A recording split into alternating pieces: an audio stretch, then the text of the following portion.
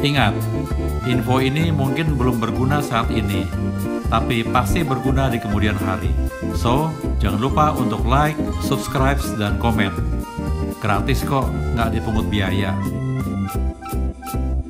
Organ pendengaran dapat rusak akibat pajanan bising.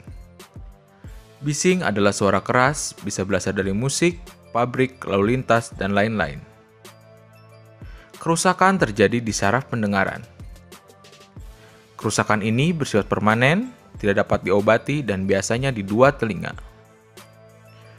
Kerusakan awal di frekuensi tinggi, sehingga biasanya penderita tidak menyadarinya.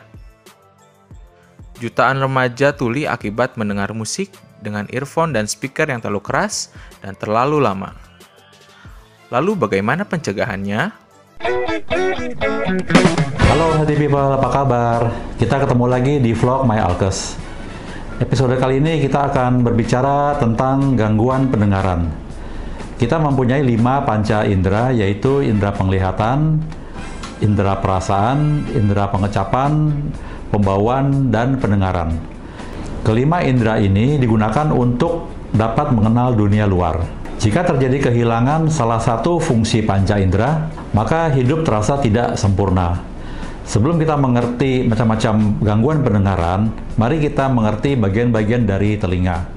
Telinga terdiri dari daun telinga yang berfungsi untuk menampung gelombang suara dari luar. Suara kemudian diteruskan masuk ke dalam telinga melalui liang telinga yang ujungnya akan menggetarkan gendang telinga atau membrana timpani. Seperti gambar ini, Healthy People, kita melihat ini adalah daun telinga yang fungsinya untuk menampung gelombang suara.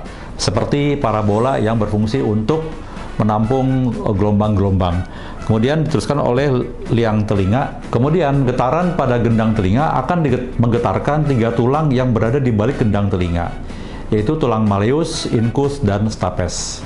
Nah, Healthy People, inilah yang dimaksud dengan tulang malleus, incus, dan stapes yang letaknya ada di belakang gendang telinga. Fungsi ketiga tulang adalah membesarkan getaran pada gendang telinga untuk diteruskan ke koklea. Ini yang namanya koklea. Di dalam koklea atau rumah siput, getaran suara akan diubah menjadi arus listrik yang dihantar melalui saraf ke otak besar untuk dipersepsikan suara apa yang telah didengar. Jadi koklea ini untuk mengubah gelombang getaran menjadi sinyal listrik untuk diteruskan ke dalam otak.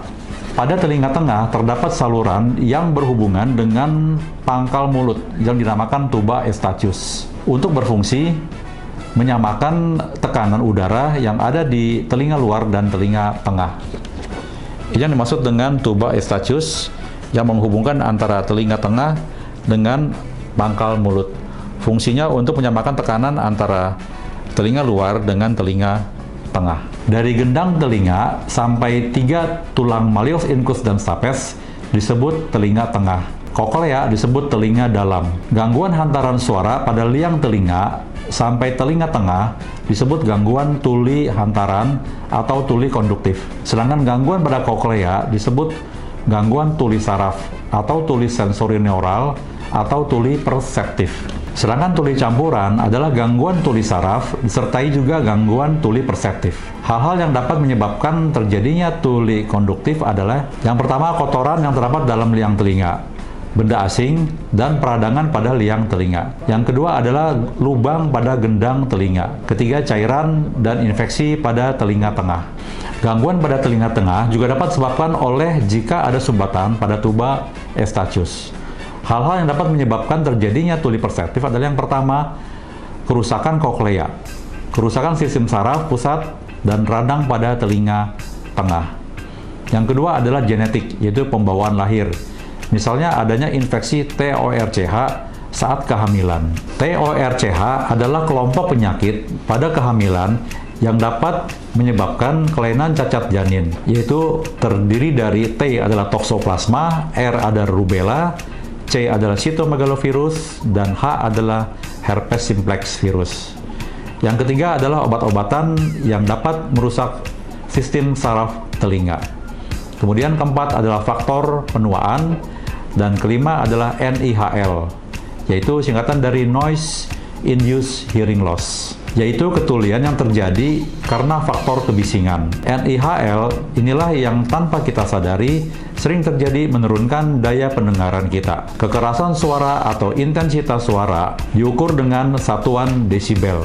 Kekerasan suara yang aman kita dengar selama 24 jam dalam sehari adalah tidak lebih dari 85 desibel. Suara dengan kekerasan 85 desibel adalah setara dengan suara permainan piano secara live. Suara dengan intensitas 97 desibel hanya boleh didengar selama 30 menit dalam sehari. Suara dengan intensitas 100 desibel hanya boleh didengar selama 15 menit dalam sehari. Semakin tinggi intensitas suara, semakin sedikit waktu yang boleh kita dengar dalam sehari. Healthy people dapat bekerja di tempat yang bising. Sangat dianjurkan menggunakan pelindung telinga atau earmuff atau earplug. Nah, buat healthy people yang ingin tahu lebih lanjut, silahkan kunjungi dan download tabel batas pajanan bising yang dapat diperkenankan sesuai keputusan Menteri Tenaga Kerja tahun 1999 di medsos MyAlkes. Jadi healthy people nanti bisa mendownload tabel seperti ini, di mana di sini terdapat jumlah jam yang dapat didengar dalam sehari, intensitas kebisingan dalam desibel, dan ini ada satuan jam, satuan menit, dan satuan detik. Jadi untuk desibel tertentu dapat didengar dalam sehari selama berapa jam, berapa menit, dan berapa detik. Juga tabel seperti ini, healthy people akan bisa melihat desibel 100 misalnya dapat dijelaskan oleh bunyi apa dan berapa lama kita boleh mendengar dalam waktu 1 hari. Tahukah healthy people bahwa suara bulldozer itu kira-kira 100 desibel, sedangkan suara bayi menangis kira-kira 115 desibel. Buat healthy people yang juga ingin tahu lebih lanjut tentang macam-macam suara dengan desibelnya, dapat juga dilihat dan di-download di medsos MyAlkes.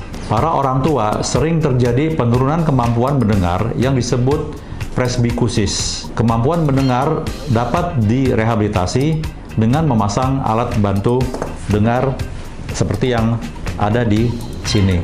Anak-anak dengan cacat lahir gangguan pendengaran atau orang dewasa dengan gangguan tuli perseptif berat, jika tidak tertolong dengan alat bantu dengar, dapat dilakukan implan koklea. Dengan alat bantu dengar, dapat diwujudkan impian orang tua agar kembali bisa mendengar seperti sedia kala. Demikian healthy people, nantikan informasi selanjutnya mengenai alat kesehatan yang terupdate dan terpercaya hanya di MyAlkes. Salam sehat.